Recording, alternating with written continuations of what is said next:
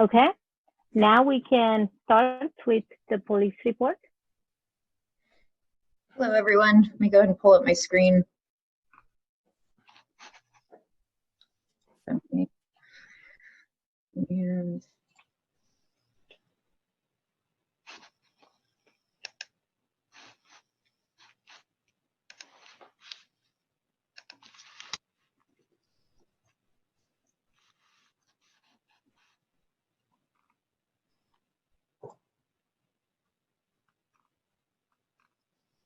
okay, can you guys see my screen okay? Yes. Okay, perfect. Okay, so this is the monthly police report for, I'm gonna go over August, and today's September 8th. And the first thing I'm gonna cover is the loud exhaust enforcement that we have been doing throughout the summer. We purchased some decibel readers that we heard about through Laguna Beach Police Department. I mentioned in the last meeting, and we received those decibel readers and have been using them very successfully. So we just got them. We had a Laguna Beach motor come down and train us on how to use them. So in the last week of August, we had 11 citations and 3 written warnings just on the Carlsbad Boulevard using these decibel readers. And like I said in the last meeting, this is a $25 fix-it ticket, and the current law for loud exhaust is if a motorcycle is over 80 decibels when manufactured after 1985, and a vehicle is in violation when it's over 95 decibels. So when they, the motors pull them over, they can use these tools as a field test to confirm what they are hearing with their own ears, and it will give them an immediate decibel read that they can then show the driver and give them their citation. This Labor Day weekend, we did a pedestrian safety operation. September with the Office of Traffic Safety that we get a grant through is Pedestrian Safety Month.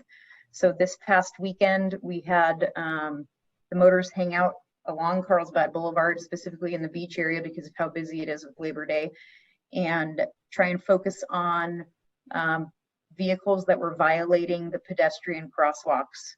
So in doing so, they were able to give 6 citations and 3 written warnings, and hopefully educate some people on the fact that they need to stop and fully let people cross across the crosswalk before continuing. We did have a serious injury collision on August 24th at around 7 p.m. is when it occurred, and the traffic call-out team responded to this intersection. There was an intoxicated driver that unfortunately rear-ended another vehicle with 3 occupants, and the driver was arrested for California Vehicle Code 23153A, which is DUI with injuries, and a couple other charges. So I did hear the public comment reference this intersection being read, and I did get that email earlier about a week or 2 ago, and we do have motors out there conducting enforcement. On my way to work this morning, there was a motor in the intersection conducting enforcement, so we hear you loud and clear. And lastly, I just wanted to kind of go over citizen-generated traffic complaints. So we split up our beats within our city of about 42 square miles into 8 beats so that officers can cover a certain jurisdiction and have an area that they specifically cover. So we get hundreds of complaints every year. These are, they usually come into either myself or the traffic sergeant or the watch commander, and then we field them out to each motor who is in charge of that certain area. So I wanted to kind of go over this because while the enforcement of these complaints many times doesn't result in a citation, because the complaint may be something like someone isn't stopping at a stop sign in my neighborhood, the motor will go out to that location and conduct enforcement. It's not easy to hide sometimes in residential areas. So they will be out there for maybe an hour or 2 to try and deter the behavior, but it might not result in a ton of citations, but it takes up a lot of time, and hopefully not only as a deterrent to accidents, but we really try to provide the best customer service that we possibly can to the residents. A lot of these complaints also go over to traffic engineering, and we collaborate with them and try to handle them accordingly. So I just put a little chart here just as an example of these are some of the complaints. So you can see the location, the date they come in. Hey, Christy, we're not seeing any of your charts, just the title chart, the very front title chart. Oh, sorry about that. Let me go to the, are you seeing it now or no? No. Okay. Let me figure it out here.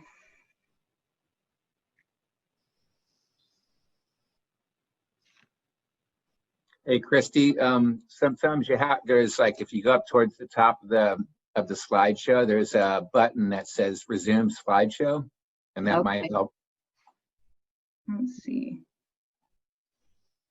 Like if you put your cursor up towards the top, there might be a window or like a pull down menu that comes up and it says continue slideshow. In the Zoom or in the PowerPoint?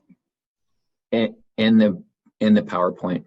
Okay, yeah, I'm just going to from the current slide and it's not pulling it up, but I'll try here for another second and see if it works.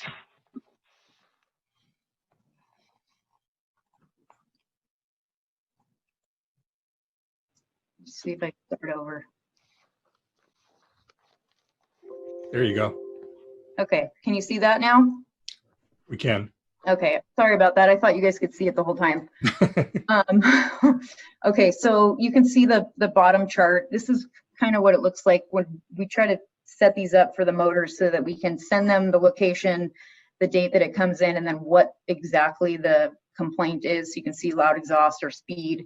And then on the far right where it says all day or a time frame, that's when what the citizen is giving us is it happening all day? Are they noticing it in the mornings and afternoons? So that the motors can most efficiently go out during the times that the resident or the citizen is seeing the violations. So this is an example of approximately 1 month in one particular beat area that's being covered.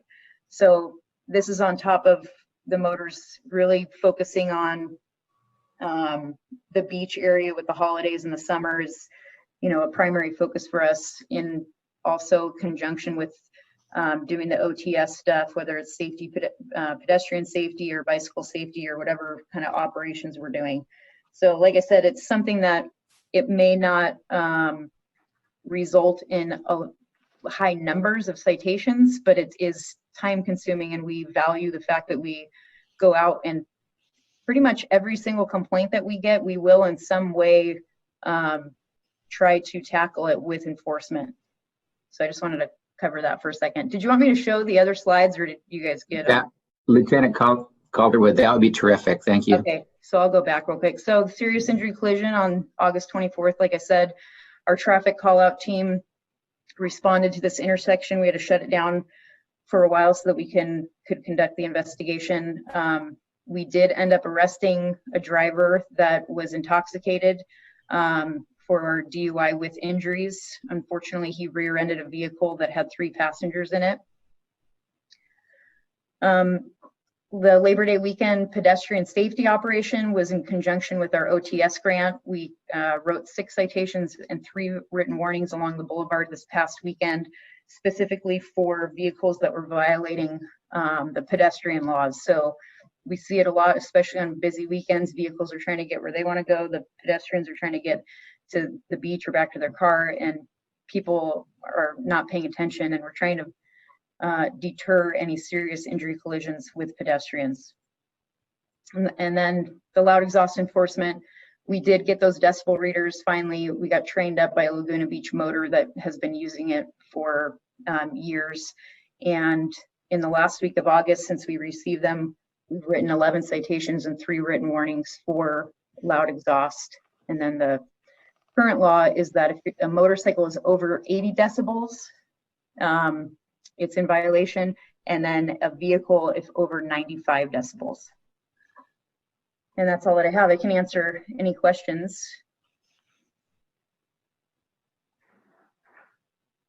Okay. There you go. You stop sharing so I can see everybody. I see Commissioner Hunter, and then I'm going to go to Commissioner Pencia. Yes.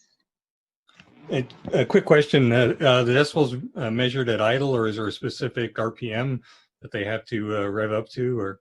So if at idle it's in violation, then that's easy. But if they are if they can rev it, because a lot of times what happens is people take off at the stoplight and rev it. If it is over, then they are in violation as well. But when you stop them, you don't measure it there, or you're measuring them as they go by? No, you're measuring them when you stop it, but you can have them rev the engine if you need to in order to measure it. Thanks. Commissioner Pencia. Yeah, you mentioned the citations and warnings on for the pedestrian crossings, and I assume those were all motorists, or were cyclists involved? They were, in this case, they were all motorists, but our motor officers have seen an increase in bicyclists making the same violations, and we have been citing bicyclists for not stopping because they also have to follow the same roadway rules as well. So you've cited cyclists or warned them? We have cited them, yes. And that's if the, so let me get this clear. Does the pedestrian have to make it to the other side, or is it just past where it, they can see that it's clear if they just roll through slowly? Is that, or is that something that they decide based on what they think is? The vehicle code says that they're supposed to be fully through the crosswalk, but you'll see it with vehicles and bicyclists that once they clear their side, they'll continue, but they're technically supposed to wait till they get to the fully onto the other side of the sidewalk. Okay. And were you able to use any of the warning things that would get people into the classroom where we can teach them this stuff? Yes. Actually, our 2 bicycle officers handed them out, and they gave some to the Pedigo bicycle shop too. They wanted some to hand out, so they said that they would take more if you have them. Oh, we have more. Okay. So are they all gone, or? They are gone. Okay, I'll get you some more. Okay, great. Okay, so I learned something for sure. I have to wait longer before I take a right with the pedestrian crossing. My question is, every month we talk about this loud exhaust, and do I remember correctly that the citation is like $20 or something? It's a $25 fix-it ticket, and that's the challenge for us, is that it's just like a broken tail light where we give somebody a fix-it ticket, they fix it, and then they can change something and modify it again, and we'll just give them another ticket. If they do receive I think it's on the 3rd citation for the same thing, the fine does go up, but not by very much. I think it just goes up to $100 rather than $25. So yes, this is a challenging problem for us. Yeah, I mean, as a resident, if I'm in the village, it's really, really annoying. Mm-hmm. But I feel like we're spending so many resources between officers and cost.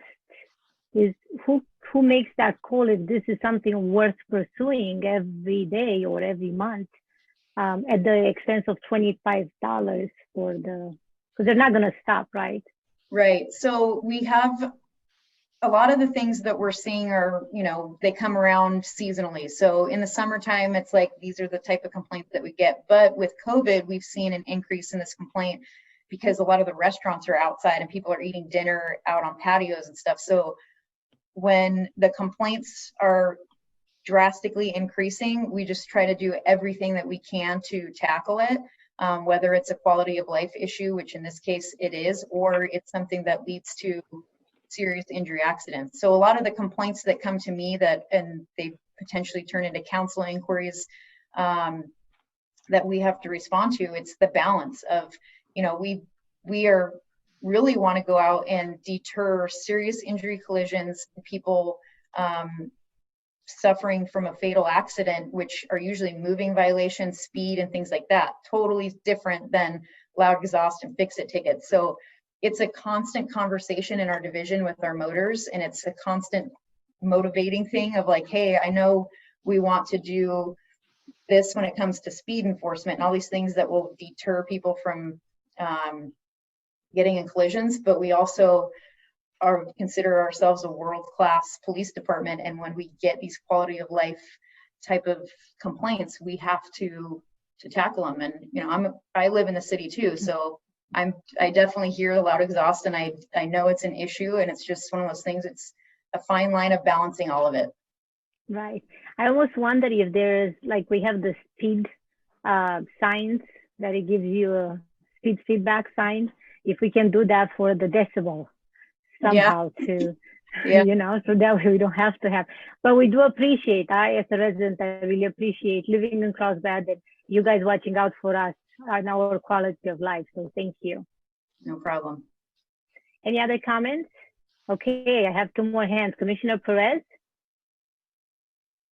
Yeah, just a question, Lieutenant. In regards to, it's been a couple of months, but for the schools, the school meal program and the drop-off, I think they're located at Carlsbad High and Aviara Oaks. Is any traffic or any issues with pickups or anything like that? Just to, I have not heard of a single complaint related to that at all. No.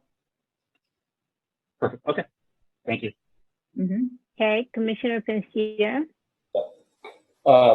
Yeah, one other thing that I've seen in front of the Army Navy Academy is that for southbound traffic, when the traffic light at Beach backs people up, both the motorcyclists and some of the drivers just move into the bike lane and pass everybody on the right side.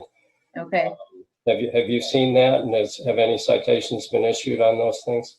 I have not seen that personally. I've definitely seen it on the southern end near Cannon and Carlsbad Boulevard, but I will notify our motors that it's occurring in the north end of the city too by A&A. Yeah, it's usually on the weekends when traffic backs up at that traffic light. Yep. Come streaming in to head for the beach, and they just get frustrated. I can't imagine what the drivers think when they see people on the right side passing them and just going ahead of them, cutting them off. So. Okay. Thank you, Lieutenant Candlewood. No problem. I hope you have a nice day. Thank you. You too.